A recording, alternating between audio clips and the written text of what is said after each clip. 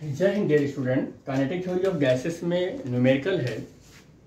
N insulated container of gas has two chamber. कह रहा है इंसुलेटेड एक कंटेनर है जिसके पास दो चैम्बर है। तो ये मेरे पास जो मेरा कंटेनर है यही है, इंसुलेटेड कंटेनर है।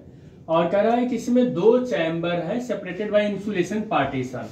और सपोज कर लेते हैं कि इस चैम्बर के अंदर कोई एक इंसुलेटेड पार्टीशन लगा देते हैं। और ये इंसुलेटेड पार्टीशन है जो ये बता रहा है कि ये चैम्बर अब दो पार्ट में डिवाइड हो गया। ये चैम्बर अब दो पार्ट में डिवाइड हो गया, पार्ट नंबर फर्स्ट और part number second. Part number first और सेकंड में डिवाइड हो गया ये। अब ये कह रहा है कि जो पहला चैम्बर है उसका वॉल्यूम V1 और कंटेन्स आइडियल गैस, उसमें आइडियल गैस भर दिया गया। कौन सा गैस भरा गया? आइडियल गैस भर दिया गया। तो आइडियल गैस भरा गया और जिसका वॉल्यूम V1 है और टेम्परेचर T1 है, प्रेशर P1 है। और दूसरे वाले कंटेनर में जब भर दिया गया आइडियल गैस तो उसका V2 हो गया, T2 हो गया और P2 हो गया। ये उसका वॉल्यूम, टेम्परेचर और प्रेशर हो गया। अब करना क्या है? अब करना ये है कि कह रहा है कि यहां पर the other chamber has the volume V2 and contains the ideal gas at the pressure P2 and temperature T2 if the partition is removed. अब पार्टीशन रिमूव कर देते हैं, पार्टीशन हटा लेते हैं। इसका पार्टीशन हटा लिया, बीच का पार्टीशन हटा लिया। अब यहां पर प्रेशर P हो जाएगा जैसे ही पार्टीशन रिमूव करेंगे, टेम्परेचर भी T हो जाएगा। लेकिन अब क्या वॉल्यूम V हो पाएगा क्या? अब वॉल्यूम जो होगा वो V1 प्लस V2 हो गया है। अब वॉल्यूम दोनों, इसका वॉल्यूम V1 था, इसका V2 था, दोनों ऐड होके V1 प्लस V2 हो गया है इसका वॉल्यूम।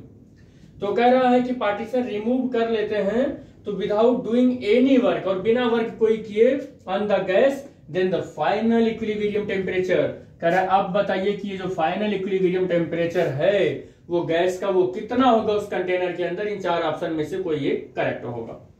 तो भैया अब अगर यहां पर मैं आइडियल गैस इक्वेशन लिखूं तो PV इज इक्वल टू क्या हो जाएगा? nRT। इसी के एनालॉगस लिखूं तो ये तो P है ही है, लेकिन V जो है वो V नहीं हो पाया है। अब V1 प्लस V2 हो गया है। N जो है वो N जो है वो मिक्सचर का हो गया है। दोनों गैस अब मिक्स हो गए हैं इसमें, तो मैं यहाँ मिक्स लिख देता हूं। और R और कॉमन टेम्परेचर T। और ये N मिक्स किसी के इक्वल हो जाएगा? बताइए किसके इक्वल हो जाएगा? वो हो जाएगा N1 प्लस N2 और इंटू RT। अगर सपोज कर लेते हैं यहाँ N1 मोल था और यहाँ N2 मोल था तो इतने का हो जाएगा।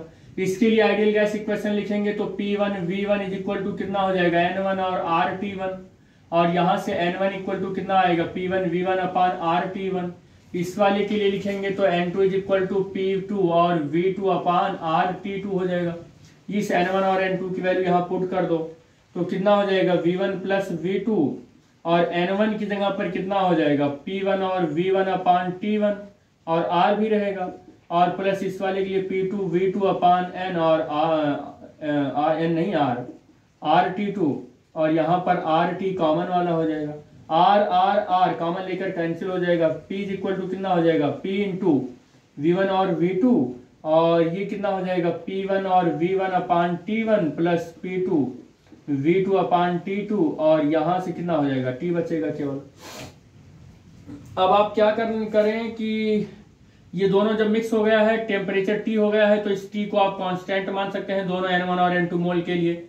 अब अगर ये कांस्टेंट हो गया तो यहाँ पर बायल्स लॉ लगा दीजिए। बायल्स लॉ क्या कहता है कि if the temperature remains constant then the pressure is inversely proportional to the volume. तो यहाँ से PV is equal to constant मिलेगा और यहाँ का P जो है वो क्या हो जाएगा? P V1 V2। और इंडिविजुअल गैस का कितना हो जाएगा जी? P1 और V1 प्लस P2 और V2 यही होगा।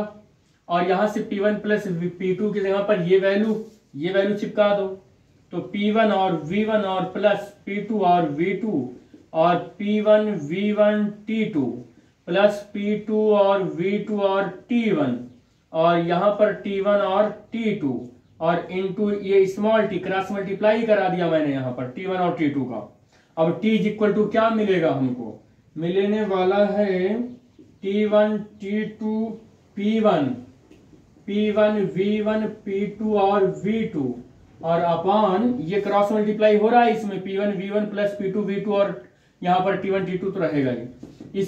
ये वैल्यू P1 और V1 और T2 प्लस P2 और V2 और ये T1 कॉमन टेम्परेचर इस कंटेनर का जो कॉमन टेम्परेचर है इस वाल को रिमूव करने के बाद जो कॉमन टेम्परेचर है वो ऑप्शन नंबर डी, ये कौन सा, ये ऑप्शन नंबर बी जो है वो I think T1 T2 P1 V1 P2 V2 P1 V1 T2 और P2 V2 T1 ये वाला ऑप्शन आपका करेक्ट हो जाएगा। ऑप्शन नंबर बी जो है वो करेक्ट हो जाएगा।